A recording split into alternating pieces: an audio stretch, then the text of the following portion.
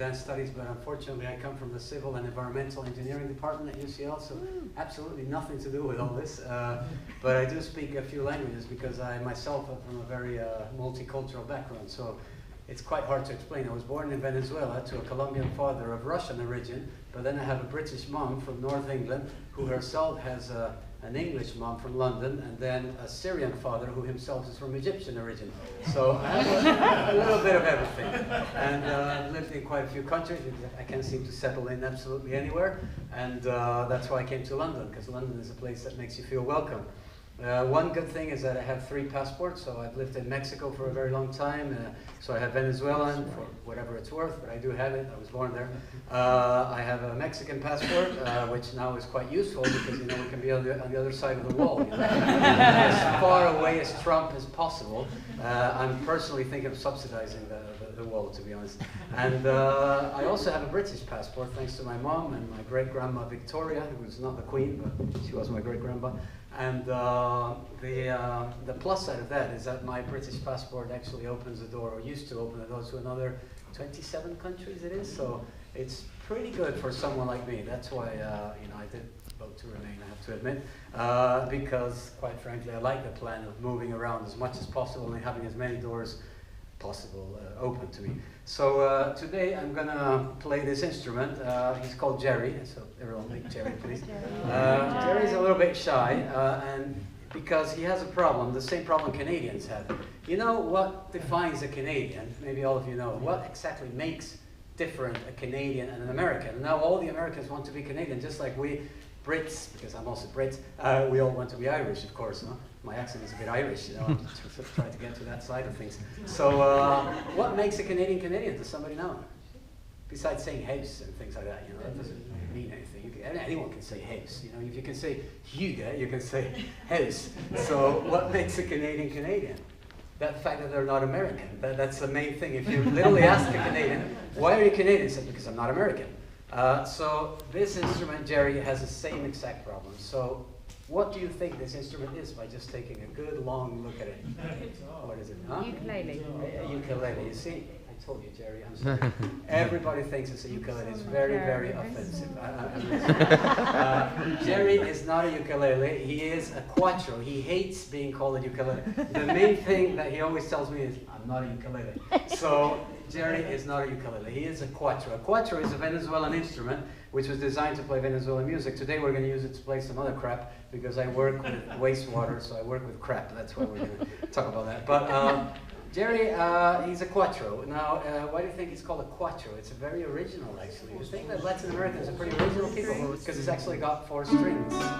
Isn't that amazing? Quattro, 4 strings, unbelievable, how creative. And we also have another instrument called the tres, that's in Mexico, which has 3 strings. There is also an instrument called the quinto, which is 5th, and it's got 5 strings, you know, so very, very creative, you know, with the names. So I'm going to teach you or show you a little bit of the type of music you play with quattros.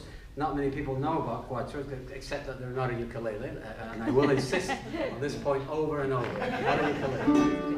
Okay, well, we'll get there, Not yet, sorry, it's a bit premature for that. So what happens is that you can use it mostly to play Venezuelan music, and it's got a special tuning.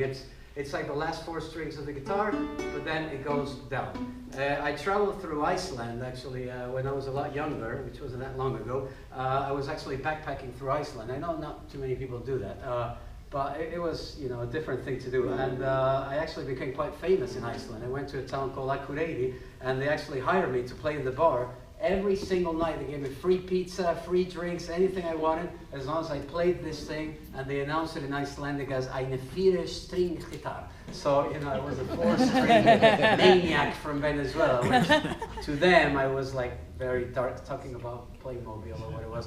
I was like really dark skinned, you know, to them. So it was very, very exotic. So the type of music, and I did learn an Icelandic song. I'll sing it to you if Clara allows me and I have the time. So the type of music you play in Venezuela is quite hysterical. Every nation is distinguished by, you know, their types of music. For example, Mexicans, where I lived many, many years of my life, have very heartbroken. Has anyone been in Mexico, by the way? Is anyone Mexican besides me? Well, okay, I don't really count. I have a few of them, so I collect them. So Mexican music is all about, you know, I died and I'll kill her, and, you know, and it's horrible, and I'm on the ground, so it's all like, you know.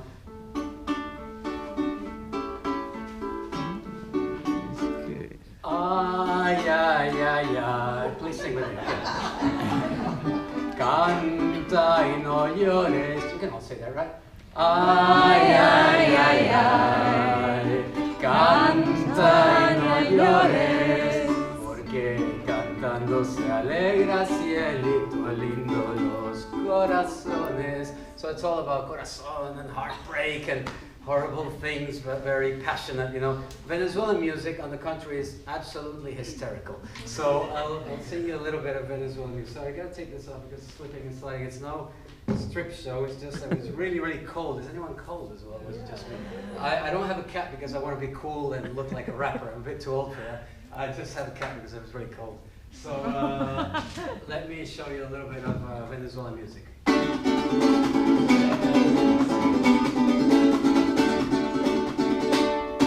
So it's like extremely hysterical, loud. They used it to kick people out of parties. So really, when I was young in Venezuela, and I'm not joking about this, we had amazing parties, you know, with disco music and all that, and we were having a great time. And when they wanted to kick us out, they put a light like that, and then they would put, you know, Venezuelan music. Yo nací en esta ribera de la Arauca vibrando. Soy hermano de la espuma, soy hermano de la rosa, de la espuma, de la rosa y del sol, y del sol. So, you know, extremely. It's like being on you know, on speed or something. It makes you unbelievably stressed. It's not very relaxed, people. Even though you may think it is, and you know, maybe that explains why they have the government they have. So, or we have, or whatever.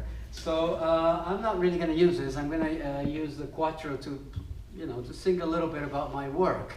So let's run a bit of the slideshow. I'll explain what I do for a living, and I have some students there actually. Yeah. So I do something which is I work with shit. I'm a shit engineer. It's horrible. Because I literally work with waste, with wastewater, with all these things, and you know, very disgusting things. My family is extremely worried about me. My brother, when he heard I was actually doing research in a wastewater treatment plant in Holland, I was living there, he called me up and said, I'm extremely, extremely worried about you. And he said, not because you work with shit, because you actually like it. You know? Heavily, heavily concerned. So we're going to talk a little bit about my work. One of the things I do is I work with biodigesters. Does somebody know what is a biodigester? It's a thing where you put, you know, animal or human shit, and you know, and then on the other end it comes with amazingly treated liquid, and then it produces biogas, which you can use for, you know, getting warm and cooking. We're going to say it in French because the song has a bit in French, so oh, come on, give us a break. So, can you go back just a second? It's coming. No, it's still not. Okay, it's coming. So anyway, so the way a biodigester works, it's literally, you put manure. Oh, you can't really see that. That's part of the song. That just ruins the whole fun. Actually, we could just sort of jump to the chase and forget about all this, right? Okay, anyway. Actually, you know what? Leave it there. Leave it. No, seriously. Leave it. Stop it. Stop it. Maybe we'll get some reactance phenomenon if I tell it to do the opposite. She'll do the opposite, right? So anyway, it's an amazing thing, a biodigester. Because, you know, you can put crap, you can put manure, you can put melt, you can put whatever you want into it, and then on the other end, as I said, you'll get something very, very good nutrients, and you will also treat your waste, so it's a very good tool for development, and that's what I do for a living, and you will get this thing called biogas, which is pretty good. So let's sing the song without further ado, and then we'll sing 2 or 3 other songs and be done with all this. So, has any one of you heard about Monty Python? Or are you old enough to hear it? Not, right? Never heard of it before. So, I know you two are. So, okay. So let's see if we can do this. I'm sure you've heard the Galaxy song. Sorry. I'm just trying to see if I get the right tune. Okay, ready? Just remember on the planet there are lots of cows and pigs, and sheep and goats and horses that excrete. And there's people on this earth living on £2 a day that could really make use of all this heat. of merde. Sorry to the French people. You can cook, turn on the lights, power your motorbike, or produce some electricity. There's plenty of applications of stuff to grow in it. With biogas you can do loads of shit. There's plenty of applications of stuff to grow in it. With biogas you can do loads of shit. That was actually really, really good. Some of you have really good voices. Shall we do it one more time, everybody, with a bit more energy, okay? So, let's go. The Biogas Song, it's called. And that's how I met Claire, by the way, because we're doing something called the Bright Club with UCL academics, trying to be comedians, trying to be funny. And this is where all this came from. So, 1, 2, 3. Just remember on the planet there are lots of cows and pigs, and sheep and goats and horses that we feed. There's people on this earth living on 2 pounds a day that really can make use of all this heat of merde. You have to say merde alors because it just sounds better. And if not, it sounds Belgian. It really has to sound French. You can cook, turn on the lights, power your motorbike, or produce some electricity. There's plenty of applications of stuff to grow it. With biogas you can do loads of shit. Of course, always look on the bright side of crap. Always look on the bright side of crap. Life's a piece of merde. I know it's quite absurd. At least you can make biogas with it. Always look on the bright side of crap.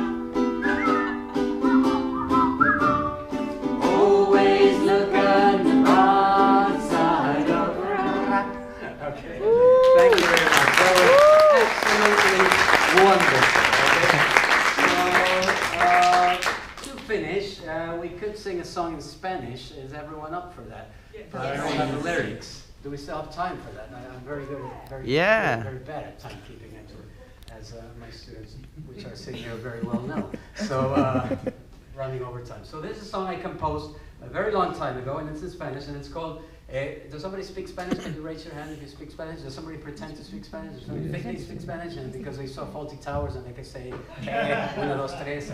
Okay, so we're going to sing this song. It's called El Blues del Enratonado, which in my dialect in Venezuelan means the blues of somebody who's hungover. I do know the Swedish version of this song as well. I had it translated to Swedish as well. So, but we won't do it in Swedish, we'll do it in Spanish. So, it's very, very easy. It's called the Hangover Blues, speaking of translation, and it goes like this. Listen to that detail. Okay. I'll do it again. 3 tequilas, 2 cervezas, una botella de ron. So please repeat after me. 3 tequilas, very easy. 3 tequilas. 3 tequilas. 2 cervezas, what is that? 2 beers. 2 beer, 2 beer. In Swedish, not in Danish, sorry. Y una botella de ron, a bottle of rum. So fucking easy. Everyone can do it. Okay, let's go. 3 tequilas, 2 cervezas, una botella de ron. Jerry. He bebido sin cuidado, ahora estoy enratonado. Tendré que dormir aquí, cuidado de no hacerme pipí. Okay, so let's quickly go through that. Tendré que dormir aquí, please repeat. I will have to sleep here. Tendré que dormir aquí. Come on guys, I'm gonna flunk you if you don't do this properly. Tendré que dormir aquí. Cuidado de no hacerme pipí. You see how profound? Cuidado de no hacerme pipí. Okay? Yeah, careful I don't end up pissing or whatever it is. I don't know how to translate. You guys do an amazing job translation. So let's do the whole thing, and then we'll just do the choir, and that will be quite nice if we can all do it together. So from the beginning.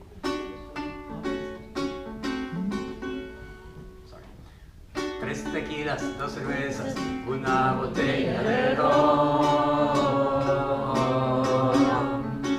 He bebido sin cuidado, ahora estoy enratonado. You can say oh. Now, tendré que dormir aquí.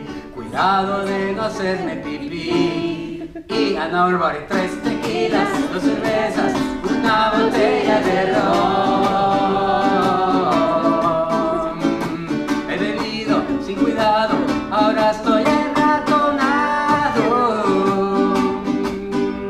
Tendré que dormir aquí. Cuidado de no hacerme pipí. Y let me just very quickly explain a little bit about the enratonado, which means hungover, okay? He bebido sin cuidado. I have drank without care. Please repeat. He bebido sin cuidado. Y ahora estoy, and now I am, also you speak Italian, easy. Y ahora estoy enratonado. Enratonado means hungover only in Venezuela, only, no other country in the world. It means mouseified, because it's like you have Mickey Mouse ears, because that's how you feel in the morning. So, so do we have time to do the whole thing one more time? Yes? This microphone's a bit short for me. Sorry. Oh, isn't that amazing? I really, because I grew up in Latin America, where, I tend to be taller than normal. I really struggle with buses, which are always like that and cramped, so I'm quite used to being like this, It was quite nice living in Holland for a change, where half of the people were taller than me, including all my roommates. They were like giants.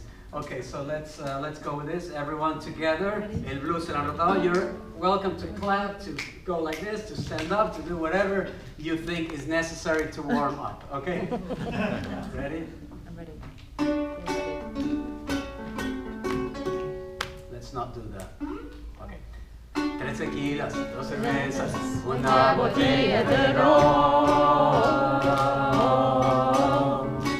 He bebido sin cuidado, ahora estoy enratonado. Tendré que dormir aquí. Cuidado de no hacerme pipí. Y now clapping, 3 tequilas, 2 cervezas, una botella de ron.